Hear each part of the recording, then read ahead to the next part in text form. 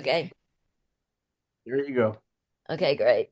So Marianne Moore is less familiar to many people, although she is a major poet and was extremely highly regarded in her own life. She was a favorite of other poets whom you do know, like Williams and Eliot, Wallace Stevens, Ezra Pound.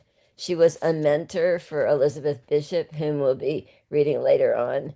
She was also important encourager for Allen Ginsberg and other poets. So she plays a really important role in American poetry. Um, but her poetry is very original, very eccentric, less easily accessible to um, ordinary poetry readers, and so therefore I think she's been less um, studied and somewhat less known. So a little bit about her. Her dates are 1887 to 1972. She was born in Kirkwood, Missouri, in the manse of the Presbyterian Church, where her grandfather was the minister. Her father, who was an inventor and engineer, had had a complete psychotic breakdown before her birth, and he disappeared from the family. She never saw him. He was not part of her life at all. Her mother's name was Mary. Her brother's name was John. They lived with the grandpa until Marianne was 6, at which point the grandpa died. Then they moved, first of all, to Pittsburgh, Pennsylvania, where they lived with relatives for a couple of years. And then they moved to Carlisle, Pennsylvania, and that became her home for a number of years. Her mother, Mary, got a job teaching in a private school. Marianne went to Bryn Mawr College and became friends with Hilda Doolittle, known as HD. HD only stayed there her freshman year, but nevertheless, it was a friendship that endured through both of their lives. Marianne majored in history, econ, and poli sci, which is pretty interesting. But somebody says like her main interest was biology, and she, the knowledge of biology is everywhere in her poetry. From 1911 to 1914, she taught business classes at Carlisle Indian Industrial School, which of course was one of those horrible places that was trying to turn Native Americans into little white people and make them renounce their cultural heritage and so on. In 1915, Marianne started to publish poems in the Egoist and Poetry, which is to say, she started publishing right at the top. You know, poetry is like incredibly hard to get into. The Egoist was a major publication as well. In 1918, she and her mother moved to Greenwich Village. Her brother, by that time, had served in World War One, and he got married. Her poetry was praised highly by Eliot Pound, H.D. Williams, Stevens, and other people, even just from the beginning of her publishing career. In 1921, her first book of poems called Poems came out, but she herself did not publish it. H.D. and H.D.'s partner, Breyer, looked through different journals where Marianne had published poems and put together a book and had it published. Marianne said later that she was not real happy about that she would have revised poems. There were some she wouldn't have included. But in any case, that got her started. 1924, her book Observations won the Dial Award. Now, the Dial was another major poetry publication. T.S. Eliot's poem The Wasteland won the Dial Award. So you can see this is a prestigious yearly award for, a work. In 1925 to 1929, she edited The Dial. So that helped her establish connections with really everybody publishing poetry, not only in the United States, but in other countries as well. 1929, she and her mother moved to Brooklyn. They lived together till 1947. It's an odd living arrangement. That is to say, they lived very, very closely together. At one point, I read something about their apartment was crowded and tiny, and they had to have Thanksgiving dinner uh, on a board perched on the edge of the bathtub, something like that, But I mean, very eccentric people, very, very, very close to each other, also very close to their brother. But their brother, however, did not live with them. He said at one point to his mother, or in a letter, that he would gladly have died for her, but he would not consent to live for her. So he established his own separate life. Um, She spent years translating the fables of La Fontaine, and this is one of her major works, translating from the French. 1951, her collected poems won the National Book Award, the Pulitzer Prize, and the Bollinger Prize, all in the same year. And at that point, she's already in her, what, late 60s. She became a celebrity. She started visiting different college campuses and giving readings, and she was on the cover of Life magazine and on the cover of Look magazine, and she became sort of a beloved cultural icon. 1955, she became a member of the American Academy of Arts and Letters. 1962, a fellow of the American Academy of Arts and Sciences.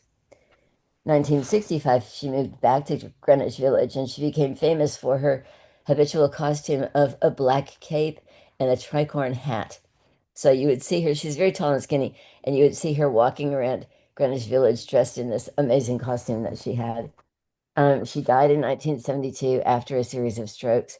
Her ashes are interred with her mother's ashes in Gettysburg, Pennsylvania. But there's some really cool anecdotes about her too. For one thing, you know, kind of surprisingly, she loved sports.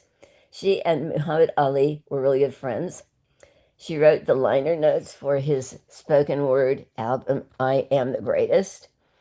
She was a huge Dodgers fan until they left New York, and then she became a Yankees fan. Sorry, honey. And she threw out the ball to open the 1968 baseball season at Yankee Stadium. And then in the 50s too, Ford was wanting to invent a new car. You guys might know this story, but it's really cute. They invited her to think of a name for this new car because they said if anybody would be good for language, it would be a poet. So she came up with these names: the Resilient Bullet, Ford Silver Sword, Mongoose Civique, which is my favorite, Varsity Stroke, Pastelagram, Andante con Moto, and Utopian Turtletop. Well, none of these was accepted. Instead, the car was named the Edsel, which of course promptly bombed. So those are just some little stories about her. She's, really wonderful character.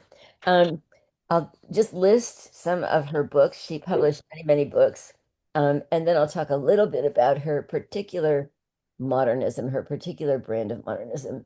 So poems came out in 1921, observations in 1924. Selected poems introduced by T.S. Eliot, who was a really close friend of hers, came out in 1935. The Pangolin and Other Verse, 1936. What Are Years, 1941. Nevertheless, 1944. A Face, 1949. Collected Poems, 51. Fables of La Fontaine, 54. And a lot of other books, including A Complete Poems of Marianne Moore, both in 1967 and 1982. Okay, so what's her poetry like? Well, as you know, her poetry is difficult. Her poetry is eccentric. Her poetry is idiosyncratic. It bears the stamp of her voice and her sort of voracious intellect. She was a real kind of scavenger, you know? And like, you can visit. I would love to do this. I would love to do this in Philadelphia. They have reconstructed her living room and you can look at pictures of it. It's very attractive, but they also have all of her memorabilia and her letters.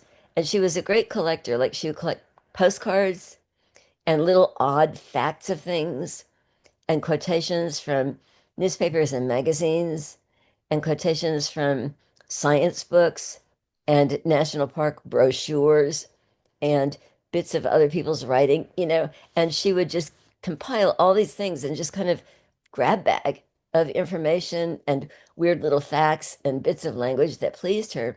And then eventually, this is why there's so many quotation marks in her poetry. She's quoting all the time from various sources. She just puts them into the flesh of her own poem. She also was very, very interested in form. So, for instance, one of the things that she did, she worked with syllabics, which is to say where you count syllables in lines of poetry rather than using a standard line length like a iambic pentameter or iambic tetrameter or something like that. You're making a pattern with the lines having different numbers of syllables and then repeating those patterns. And we're going to look at that pretty soon. Okay. She uses rhyme when she wants to use rhyme. She doesn't always use rhyme. She uses varying lengths of lines, and she loved to write about animals. And I forgot to send you one poem that I'm going to send you, which is the Pangolin, which is a really lovely poem. But she loves to write about animals. She loves to write about natural phenomena. The Octopus is an amazing poem about glaciers, and she writes about just all kinds of things. So let's just start by looking at some poems. If anybody has any questions, this is a good place to ask. You didn't mention that she and Hilda Doolittle were very good friends with Ezra Pound and William Carlos Williams when the two men were at the Oh University of yeah, Pennsylvania, not very far from Bryn Mawr. yeah. And they shared a lot of poetry, and they were very close to each other for a year or two anyway. Yeah, it's true. It's true. Williams had a huge crush on Hilda Doolittle. Hilda Doolittle and Pound were actually engaged for a time and then broke that off. And Marianne Moore was just very much a part of that kind of little tribe. Marianne Moore remained friends with Ezra Pound, even in Ezra Pound's fascist phase. She continued to correspond with him. She continued to correspond with him when he was confined at St. Elizabeth's, the mental hospital in Washington, D.C. She remained good friends with, she was very good friends with Wallace Stevens. She was friends with Williams. She was close friends with H.D. So she had a really active circle of poet friends, not all of whom liked each other. I mean, Williams and Eliot just really couldn't stand each other, but this was a very loyal, tight little group of friends. Other, Uh, yeah, go ahead, Julia. I was wondering the poem where about her father and the home and a residence. Uh, so how does that fit in with is there another father figure or is this the father who disappeared? No, no, her, oh, Silence. silent. Yes. Sorry. I wondered about that too. I know, that's a good question. That's a good question. She might just be making up a father figure because you're absolutely right. You're absolutely right. Her father, which is similar to Elizabeth Bishop, whose father died when she was a baby. Um, but Miriam Moore's father went mad before she was born. So you're absolutely right. There's no way to tell who that father is. And there's quite a uh, quotation too. I know, I know. Right. a Tony? couple of things. Yeah. One, did I hear you correctly? The octopus is about a glacier? Yeah, Well, that doesn't make any sense. Uh, I haven't read it. And you then will. You'll see. second question was about tell us again about her costume when you say she was walking around the East Village in a what was it? A black She was cape and a tricorn hat, like Napoleon's hat. yeah. Uh, I'm trying to think of another. Kierkegaard had a kind of costume that he walked around town in, but that seems very theatrical for a poet to Well, do she was that. kind of theatrical, but she was just beloved. It's like she was eccentric and she was this genius poet, and people really got a kick out of her. I mean, can you imagine this old lady throwing out the opening pitch for the Yeah, for that's this? another thing. You don't usually associate poets with baseball fans. I I mean, know, or that's with boxers. Yeah, yeah, and but boxers. Yeah, yeah, Muhammad Ali. yeah, I Heaven. know, I know. But they were very fond of each other. Yeah. Yeah, she's Mm. fun. She's fun. So let's start by looking at the poem, The Fish. Okay. Do you want to do screen sharing? You're mute, Tony.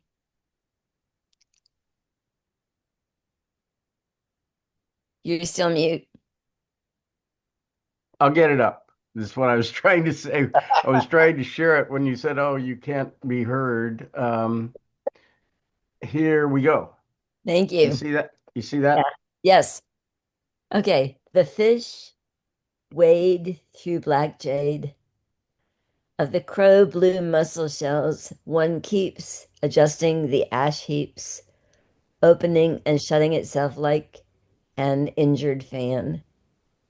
The barnacles which encrust the side of the wave cannot hide there, for the submerged shafts of the sun, split like spun glass, move themselves with spotlight swiftness into the crevices, in and out, illuminating the turquoise sea of bodies. The water drives a wedge of iron through the iron edge of the cliff, whereupon the stars, pink rice grains, ink bespattered jellyfish, crabs like green lilies, and submarine toadstools slide each on the other.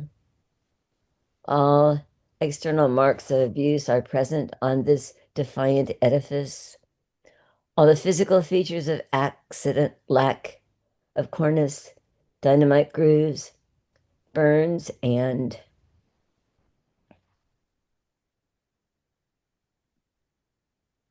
hatchet strokes. These things stand out on it. The chasm side is dead. Repeated evidence has proved that it can live on what cannot revive its youth. The sea grows old in it. So this is one of her most famous poems. It's highly influenced by imagism. We talked about imagism, the emphasis on images to carry the weight of a poem without, you know, obvious interpretation, without sort of discursive additions. So this is so full of images of things that exist in the sea, the fish, the black jade, the crow blue mussel shells, the brilliant image of this um, shell that opens and shuts itself like an injured fan, the barnacles, and then the sunlight coming through the submerged shafts of the sun, the crevices, the turquoise sea of bodies, beautiful color imagery, the iron edge of the cliff, the stars, like starfish, pink rice grains, ink bespattered jellyfish, crabs like green lilies, and submarine toadstools. Weird images that are made up of land things like lilies and rice, with deep sea imagery like crabs and jellyfish. And then the image of the bruised and battered edifice of the cliff in the water, where there's been quarrying, dynamite grooves, burns, etc. These things stand out in it. The chasm side is dead. But there still is life there, even though it cannot revive its youth. The sea grows old in it. It's a very mysterious poem, very beautiful poem. I think. I think it's just gorgeous. I like it better every time I read it. And it's incredibly cleverly written. So what do you notice about how it's written? My detectives. Well, Leslie. Well, certainly reminiscent to the lineage that William Carlos Williams uses. She's really following in that same kind of presentation or view, and controlling the words by her spacing. Okay. Okay. Uh-huh. Is weird. It's weird. Leslie? I don't know. Can you see that at all? I was looking at all these. I was happy to get all the sound devices and the connections, and it makes this wonderful pattern.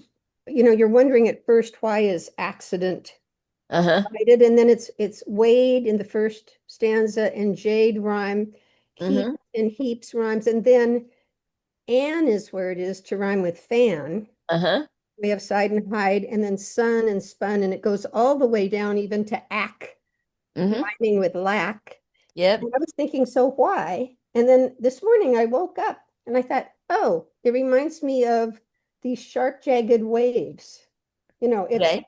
it's got this amazing pattern that seems like a wave pattern that Mhm. would fit in with the ocean, but it was just fun. She uses so much, so many sound devices, alliterations and assonance, and then these carefully placed on the page rhymes. Yeah. Yeah. Yeah, that's a nice point that it's like jagged waves. It's a very and the other thing is this count syllables. The fish wade, one syllable. Through black jade, three syllables. Of the crow blue mussel shells one keeps, nine. Adjusting the ash heap, six. Opening and shutting itself like.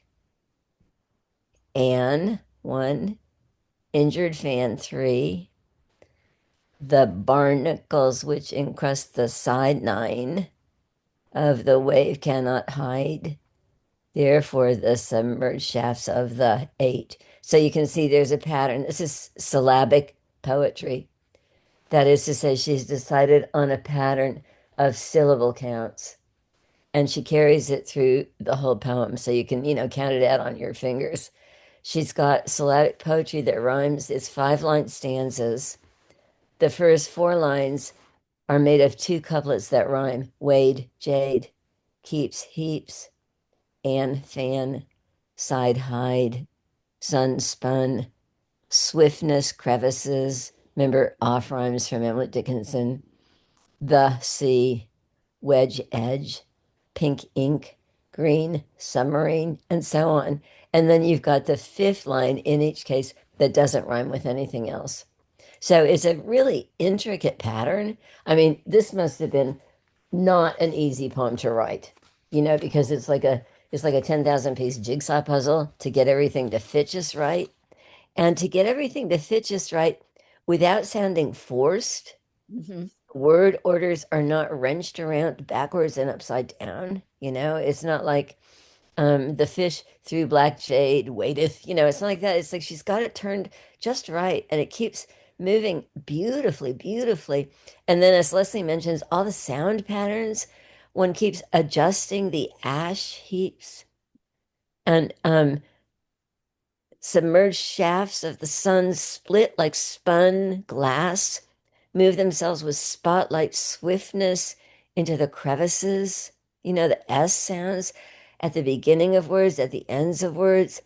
Um, and then the repetition, the water drives a wedge of iron through the iron edge of the cliff. I mean, this is brilliant, brilliant writing. Wedge, edge, or, you know, wedge, iron, iron edge. What's that called? That Chiasmus. chiasmus. That's a, ABBA. yeah, yeah, yeah, yeah. Um, and then you get the weird images of pink rice grains. Like, what is that? Little weird things that live in the ocean? They're alive, they're colored pink. Ink bespattered jellyfish.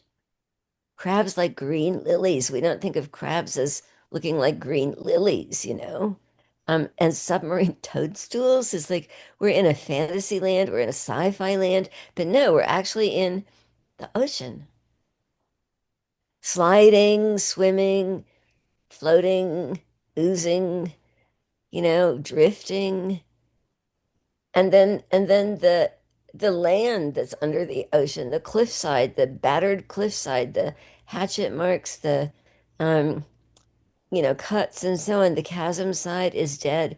Repeated evidence has proved that it can live on what cannot revive its youth. The sea grows old in it. The sea grows old in what? Yes, that's right. The sea grows old in the sea. The chasm. The sea grows old in the chasm. The sea grows old in time. The sea grows old in it. It's just a great way to end this poem. It's a gorgeous, gorgeous poem. So Uh, go ahead, Tony. yeah, a couple of things. One that may or may not be relevant, but the traditional terminology on a sailing ship.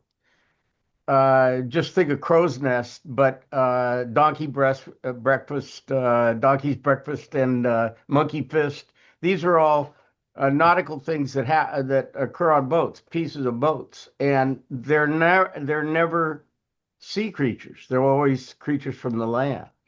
A Yeah. crow is not a seabird.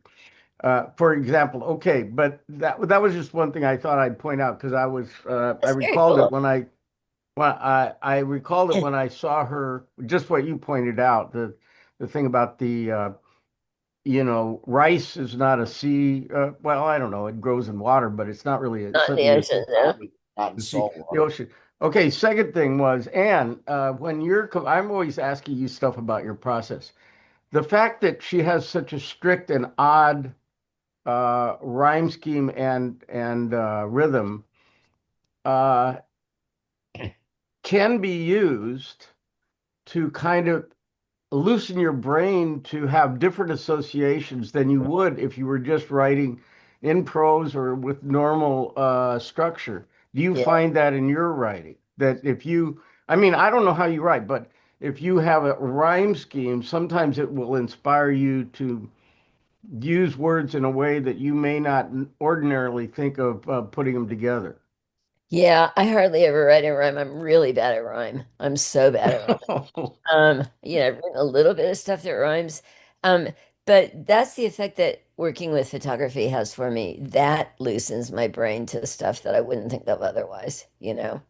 That's the most freeing thing for me. Working in these tight forms doesn't work for me as well. Although there is a form that I made up that I really like, which is a form of tabbed indents, that sort of moves. It doesn't move like the triadic line, but it moves in back and forth. But no, so yeah, I mean, it's true that you're always trying to find ways to get your imagination to do something that it doesn't already know. And for her, this kind of thing works brilliantly. For me, less so. Um, but as I was talking about the other time, ekphrasis works sometimes really well for me, especially photography, you know. But yeah.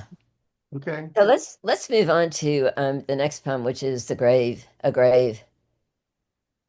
Now, it should not be called a graveyard, but one of the very reputable online sources calls it a graveyard. So you just need to think of it as ordinarily referred to as a grave. Man looking into the sea, taking the view from those who have as much right to it as you have to yourself. It is human nature to stand in the middle of a thing, but you cannot stand in the middle of this. The sea has nothing to give but a well excavated grave. The firs stand in a procession, each with an emerald turkey foot at the top, reserved as their contours, saying nothing. Repression, however, is not the most obvious characteristic of the sea. The sea is a collector, quick to return a rapacious look. There are others besides you who have worn that look, whose expression is no longer a protest. The fish no longer investigate them, for their bones have not lasted.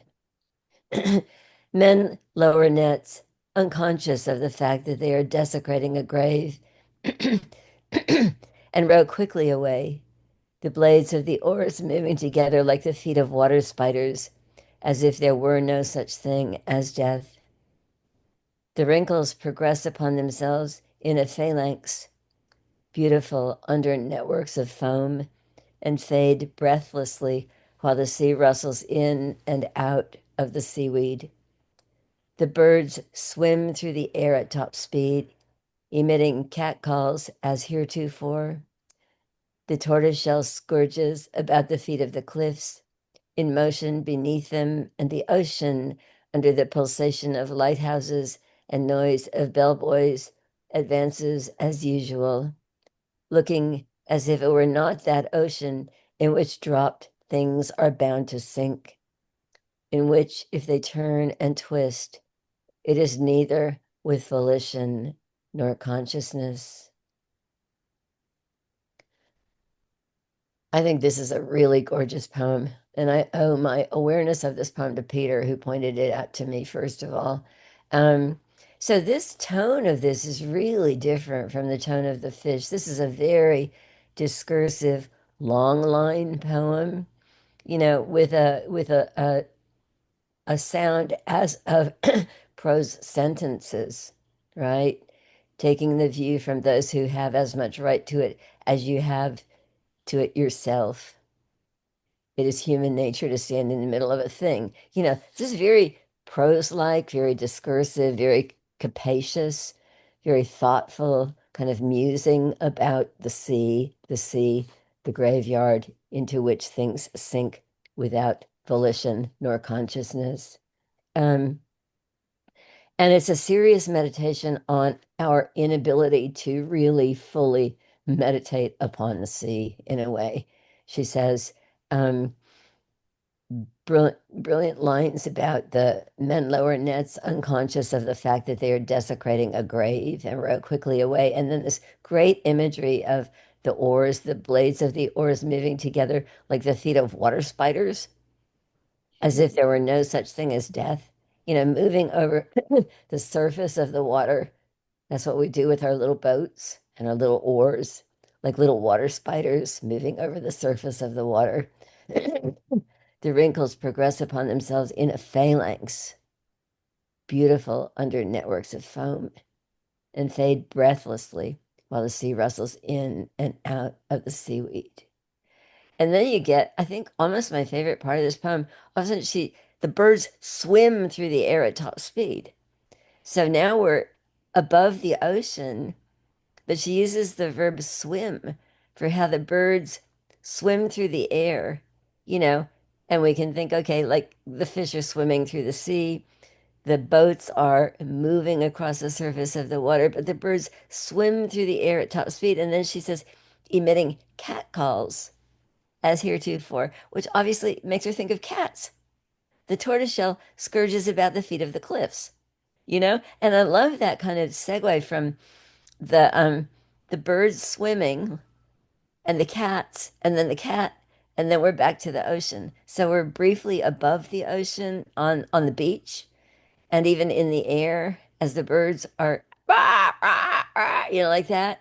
And then we go back down into the water, the ocean, under the pulsation of lighthouses and noise of bellboys advances as usual, looking as if, so there's simile, as if it were not that ocean in which drop things are bound to sink. What? That is somehow it looks as if it's under our control, as if it's under our measurement. The bellboys, the lighthouses, it looks like that.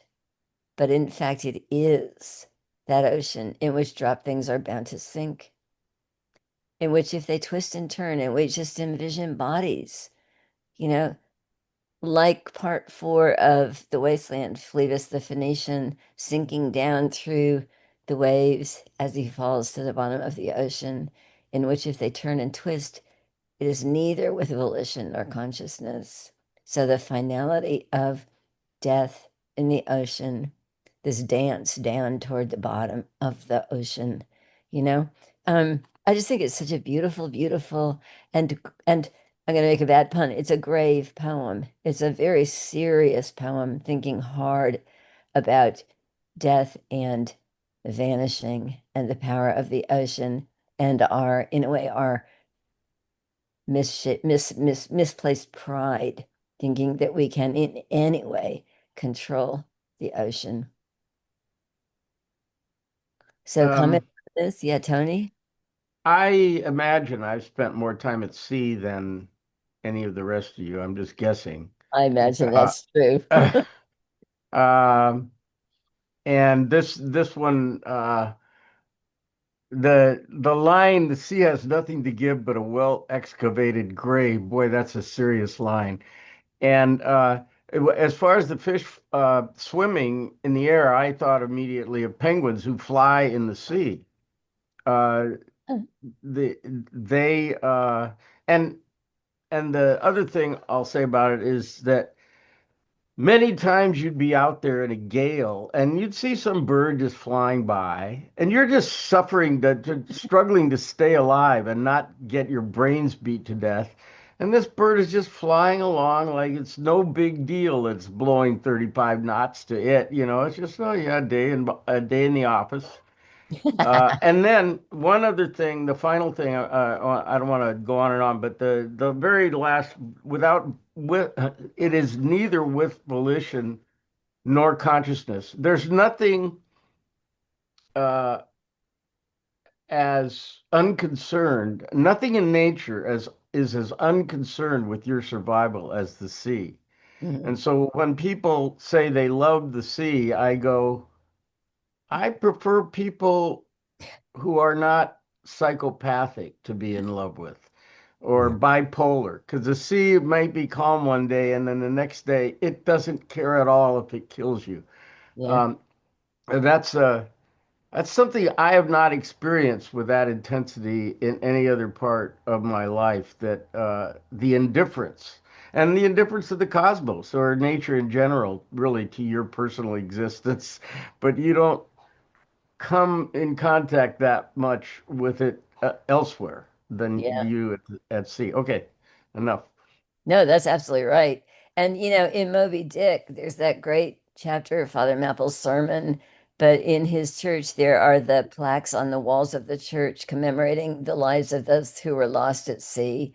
And it's like to be lost at sea is somehow a lot worse than being dead on land because you absolutely can't be found. You can't be brought back within the realm of human ritual in any way. You can't be given a burial except a sea burial.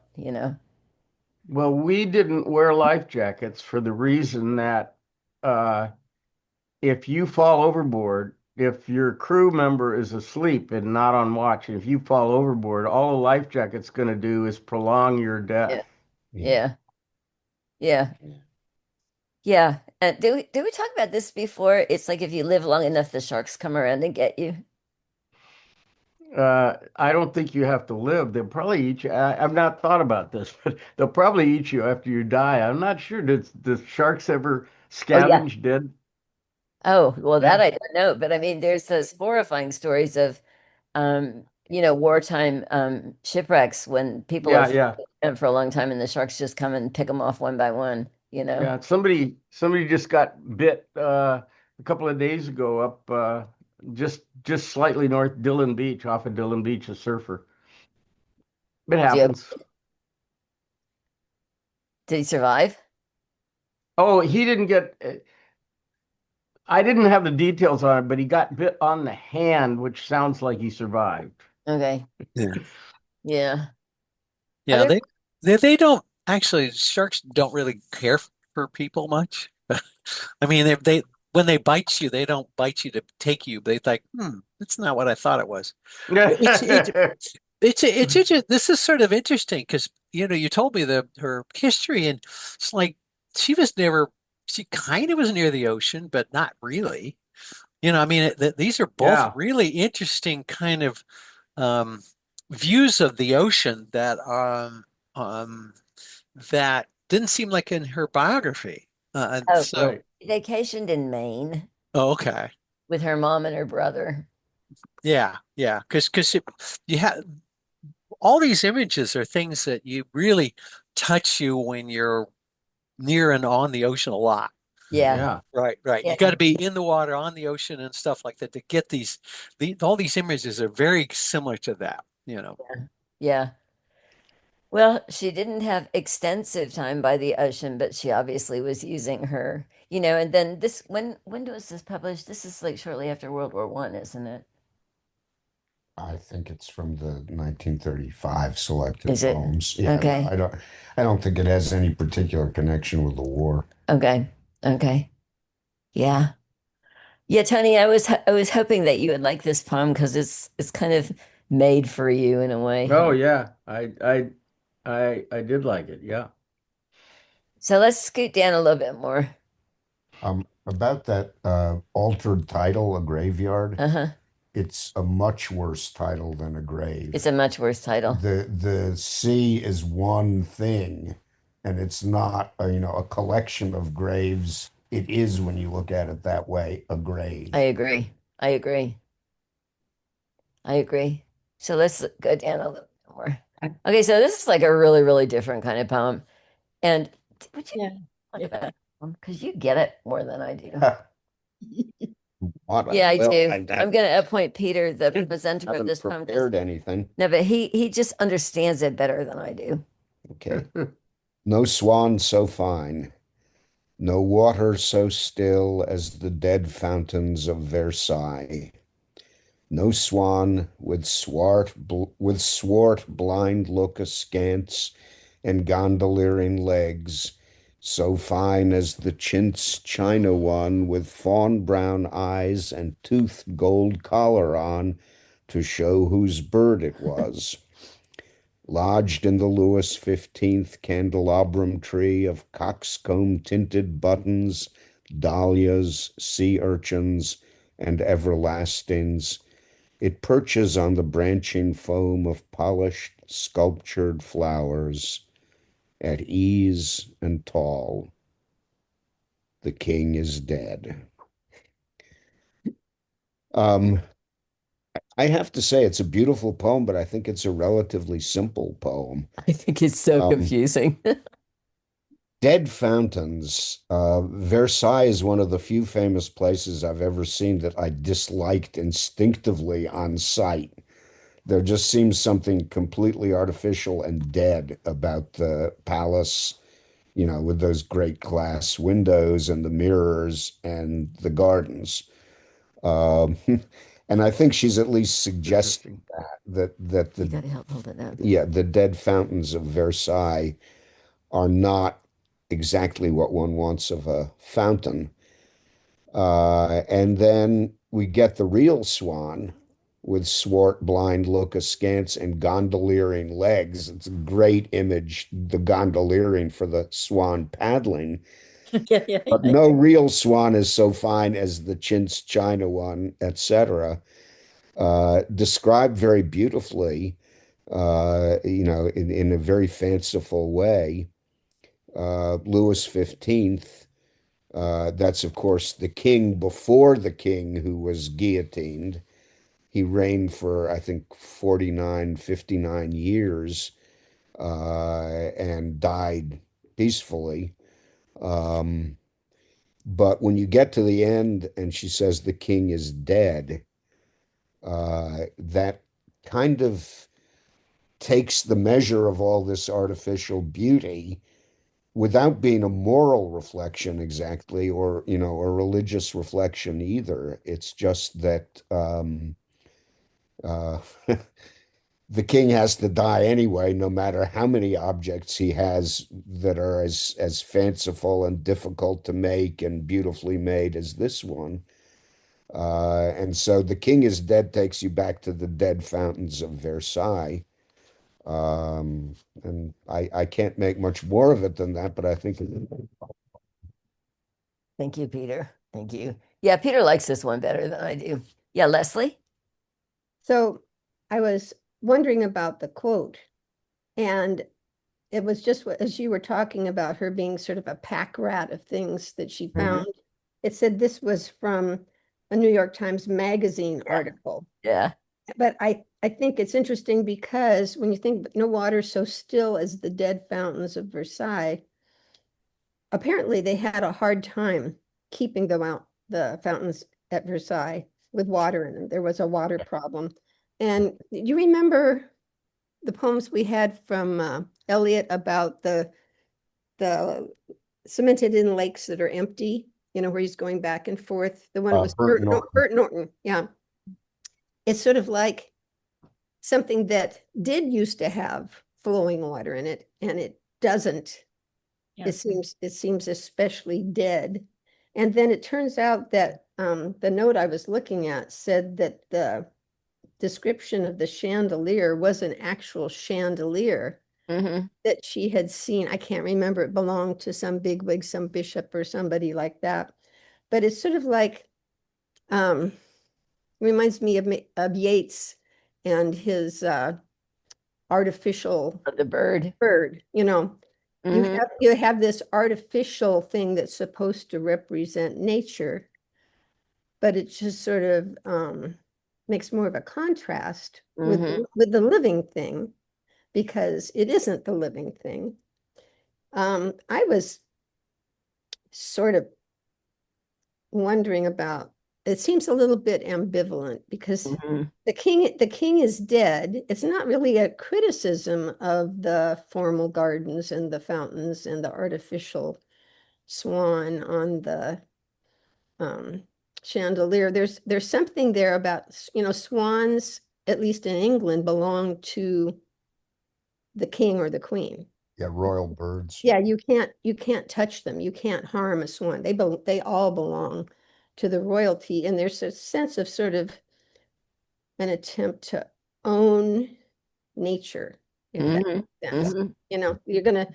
This is the king's artificial swan on his chandelier. Mhm. And Yeah. then the whole thing seems like though it's talking about a royalty that is in decline. I mean, we're almost to the end of royalty. So there's a whole bunch of different stuff going on that Yeah. seems a little bit, if not contradictory, at least pointing up the aspects of one by contrasting it with the aspects of the other. Yeah. Yeah. Yeah, I think it's a very ambivalent poem. I take it as more ironic than Peter does, Oh, I take it as pretty ironic. Okay. But it's This go ahead. the swan, the artificial swan was never alive. It can never die. It can be broken, but it can't die. And the thing about the king is no matter what kinds of objects he surrounds himself with and how brilliant and glittering his court is, he is alive at one point and then he dies. Yeah. Yeah. Yeah, I do take it as ironic, but I take it as ironic in a very dry way. That Oh, is, she's very it's dry. not the least bit revolutionary any more than it's reactionary. It's just, But you know how they say the king is dead, long live the king? Exactly. exactly, yes. Kingship doesn't die, except that it did. Yeah, And and it's this time it's just the king is dead, Yeah. not long live the king. Yep. Exactly. But you're absolutely right. It's a lot like Yeats's Singing Bird and then the artificial bird, in Sailing to Byzantium. Yeah. Once out of nature, I will never take my natural form from any earthly thing. Yeah. Yeah. It also reminds me a little bit of the beginning of a Yeats poem. Surely among a rich man's flowering lawns, amid the rustle of his planted hills, life overflows without ambitious pains. And it's kind of a beautiful dream, but the poem is called Meditations in Time of Civil War. And in fact, Yeats is very clear about it that that's not what happens in the rich man's flowering lawns. Mhm. So comments on this one?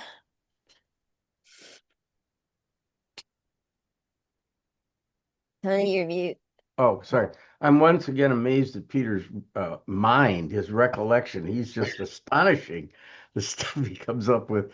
Uh, no, I don't have anything smart to say about this, or about anything, for a matter of fact. I had a friend who called my mind an echo chamber.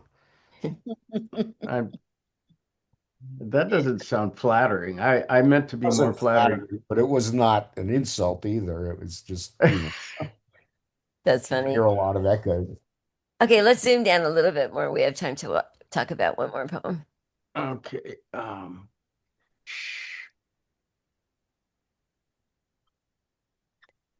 Oh, let's skip this one for the moment because it's Okay. long. Okay. I want to talk about this one. So I just recently um, sent you guys a link to images of the paper Nautilus. Do you know what they look like? I mean, I I really, I have I have that if you want it, but I can't I don't think I can show them both at the same time, the poem and the images. right, I know. Can you maybe show the images and then come back and show the poem? I'm not sure. I think I have to unshare. I should know how to do that, but I'll unshare for a minute and then I'll get the Okay, other one and then I'll come back, okay? okay, sure. All And I'll right. just keep talking. So, Okay, good. so paper Nautilus is an argonaut. It's a type of octopus. It's got 8 arms or legs, whatever. And here's some images. Thank you, Tony.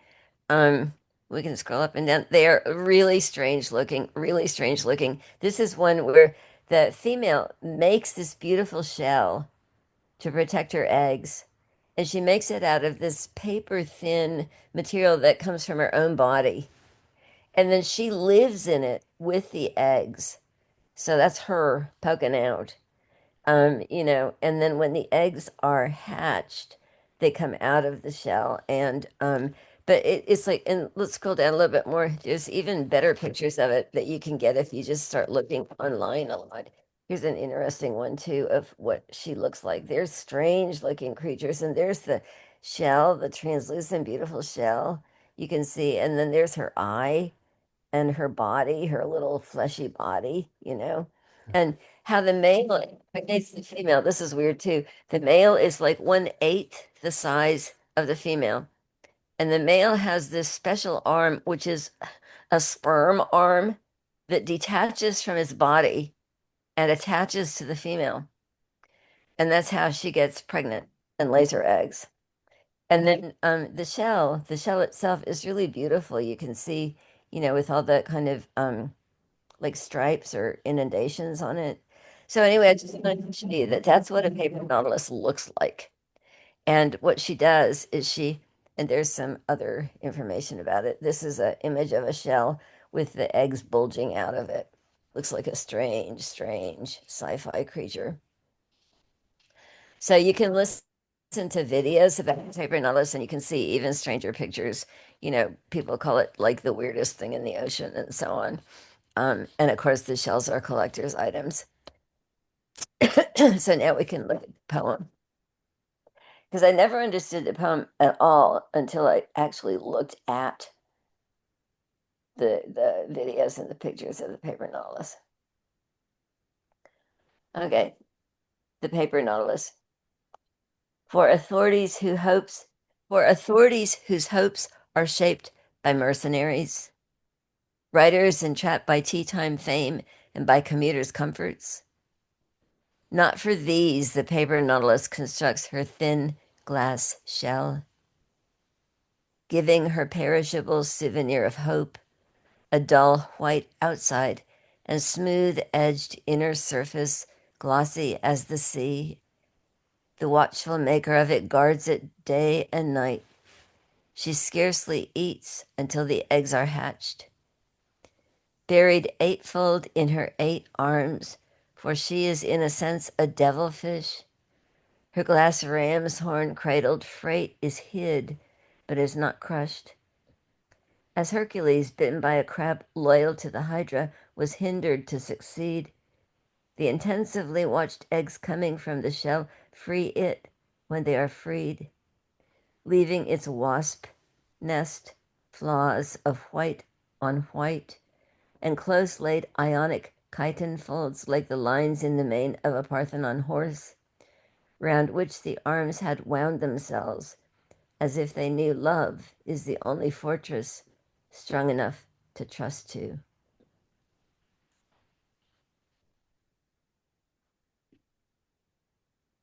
So again, a complex poem, a complicated poem to get the sense of, just because of how it's written. But what she's asking, does the paper nautilus, which in a way becomes emblematic of art, of something really beautiful, really fragile, which is created literally out of the body, out of the heart, the mind, the soul, of a force which is, in this case, a maternal force, a protective force, a sheltering force. Does that come into existence to please the authorities whose hopes are shaped by mercenaries? Or to please writers entrapped by tea time fame and commuters' comforts? No. Not for these the paper nautilus constructs her thin glass shell. Now, on the face of it, well, of course, the paper nautilus as a creature in the sea does not construct her thin glass shell for commuters or authorities. Of course not. But if we think also, she's talking about the artistic process here. She's thinking through, in a sense, who is art for? Who is art created for? this beautiful thing, this beautiful, um, smooth-edged inner surface, glossy as the sea, guarded, protected, sheltered by the 8 arms of the paper nautilus mother until the eggs break free, you know? So I think that's just what's going on in this poem. As one critic comments, it's a poem about mothering. Now, Marianne Moore never married, never had children, but still it's a poem about that kind of protective solace, that protective guarding energy, that wraps itself around the eggs, around the shell, and that itself is nurtured by um, the shell itself. That's its home as well.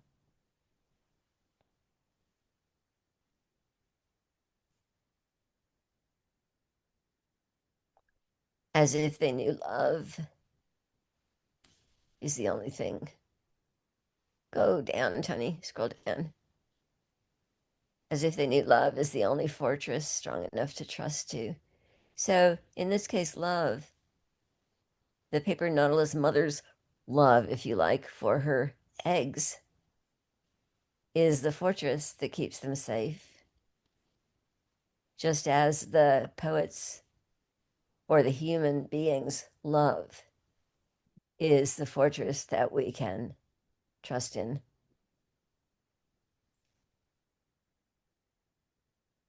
So, thoughts or comments on this one? Yeah, anybody want to have a go at buried eightfold in her 8 arms? For she is in a sense, a devilfish. Her glass ramshorn cradled freight is hid but not crushed. Anybody want to have a go at that?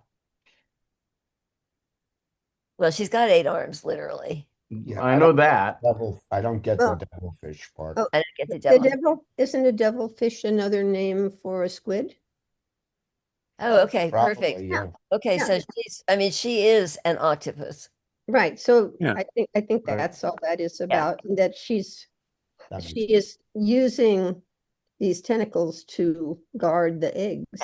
Yeah, if you look at pictures, if you look at a lot of pictures, you'll see somewhere like her arms, she's like a mother holding her baby. Her arms are all wrapped around this shell, she's sticking her arms out and wrapping them all around the shell to hold it safe.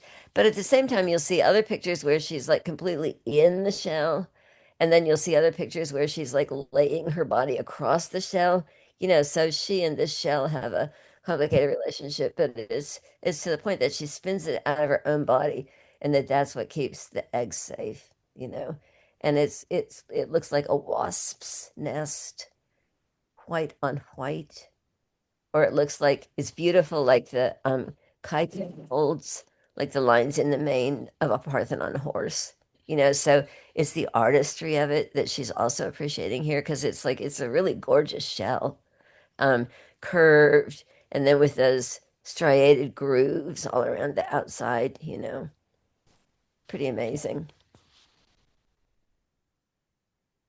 So the parable of the artist as an octopus mother. I It's think the imagery is just what the description of the rams, they cradled freight. The idea that this is we're protecting it. This is like we're shipping, container. I think that's and it's hid but not crushed by, sort of we're in here, but we're protected, we're not crushed. Um, but I wanted to jump back to the top. This seems like a little bit of I don't know. Writers entrapped by tea time fame and by commuters' comforts seems like a stab at somebody. Of course it is. Yeah. It's a slam at a whole kind of poetry Yeah. written for public consumption, poetry written for, just discussion over tea parties. I mean, yeah, Marianne Moore, she's a bit of a snob here. She knows that she's doing a whole different thing with her poetry from the kind of polite, um, you know, kind of thing that you might read on the subway or that you might discuss with your ladies reading group. It's a criticism of mass culture, I think. Hmm. And the criticism is not so much, they're the masses and we're the elite. But literature written for people who don't really want to take the trouble to understand it or think about it or even feel deeply about it is something that she doesn't approve of. Yeah. Yeah, but in the context, it's sort of, but then she gets into this wonderful meditation beyond it. It was sort of like, geez, kind of a cheap shot, and then okay, I got that on my, I got I Yeah. got that on my soul. Now I'm going to really talk about something that's really precious. I mean, it's just a wonderful kind of meditation on the whole process of the Yeah. paper novelist. Yeah. Julia? Well, I was reading it that way at the beginning, but after your biographical introduction, I can't help but think of the dynamics of Marianne Moore, her mother and her brother, who I guess didn't want to be crushed, by Yeah. the mother and the family. I mean, I'm sure it's just an echo, maybe an echo of her life a little bit in this, besides being the creator of the poem in that beautiful uh, sea imagery. Yeah. Yeah. Any other comments? I was sort of thinking, if you are going to think of this as the artist as the mother, so she's using the substance of herself Mm-hmm. to create this thing that's going to sort of protect. Yeah. If the babies are her poems, Mm-hmm. whatever, I'm going out. It's a really, if it's read that way, as the whole thing is sort of um, an image of how her poetry works, how she writes poetry, Mm-hmm. and the amount of she has to give up a lot. She's not eating during the whole time. You know what I mean? And the substance is coming directly from her flesh. So I just thought that was Mm-hmm. interesting. Mm-hmm. Yeah, and the other interesting thing I think too, if you look at a lot of pictures of, the paper nautilus and the shell and so on, or the octopus and the shell, it's like it's a real combination of the grotesque and the beautiful, because those octopi, they're kind of gross looking, if you look at the pictures of them like slithering all over the shell and wrapping their 8 arms lovingly around the shell and so on. And then the shell itself is so fragile and so precious and so fine. And I think that's another really interesting thing to think about as far as art, because if art is only precious and fine, it has no power. If it's only that grossness, it also has, well, it has a certain kind of power, but not the same kind of lasting power. This this poem and the other ones too made me think back to when I was working on the Living Seas Pavilion for Epcot, and I got to look at a lot of under deep sea imagery, and it is true that the creatures in the ocean, especially in the deeper ocean, are really strange. They're really strange. And what's also interesting to me about this one is everything is translucent. You can see inside this Yeah, thing, and you can't do that with land animals. And so I think she's fascinated by that translucency of ocean life and the strangeness of it, that she can go inside and find parallels to human things, but it's such a very different world there, and everything is suspended and in motion, and you can see through things. So I think she captures that really well. that's cool. That's cool. Tony, let's stop screen sharing and then we can I see wanna, everybody can again. you guys Yeah, see there that she is. picture of, can you There see? Oh, she there she is in her is. tricorn hat. I love it. Great. I mean, she's just a great looking person. She's very much her own person. Yeah. Any other comments, or it's nice to see your faces, everybody. Oh, I had a request. I don't know if this works for everybody, but I like to print things out because, as you see, I draw things all over stuff. And if you could insert a page break after each poem, I wouldn't end up with the end of this poem and I, big space and then that one. So Yeah. I do, and sometimes it it transmits wrong. It's like Okay. I do, I think I'm inserting a page break, but sometimes when it comes across, It it's doesn't picking up keep that. it.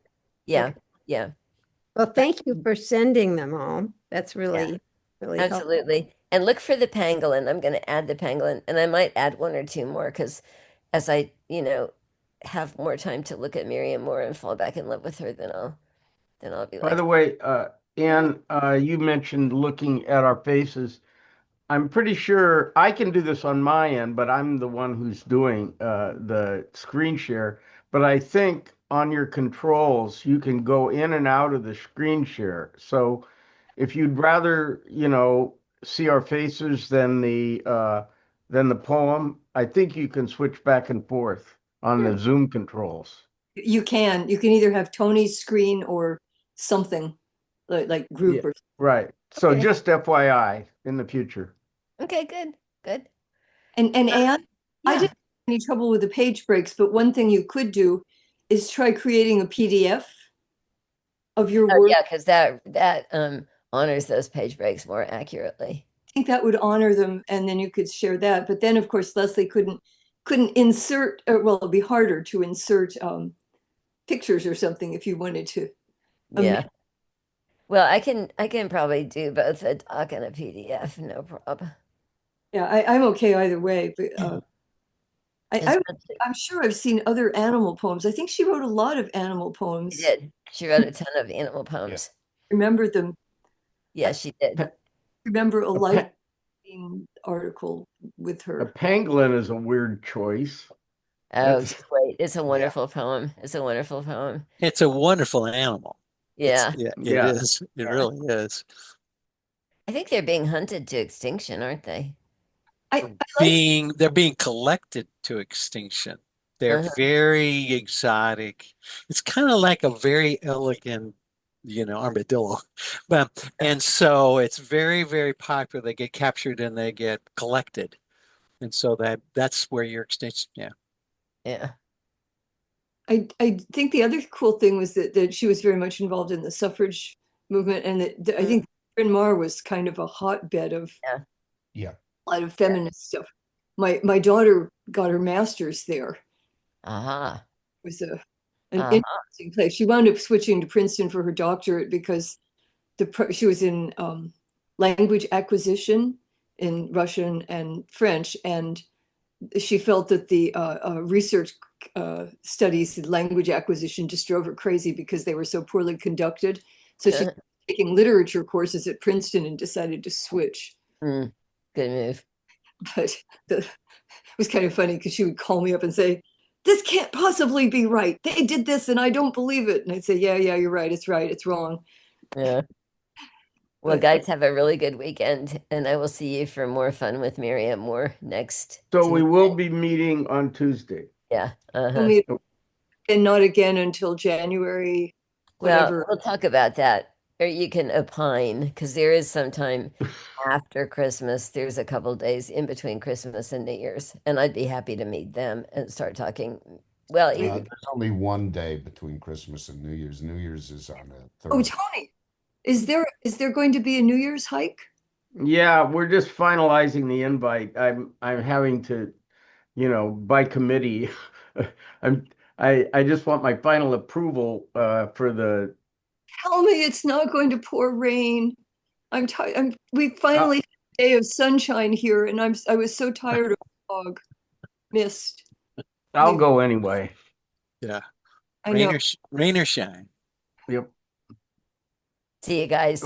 Okay, everyone. We'll see. Bye-bye. Bye.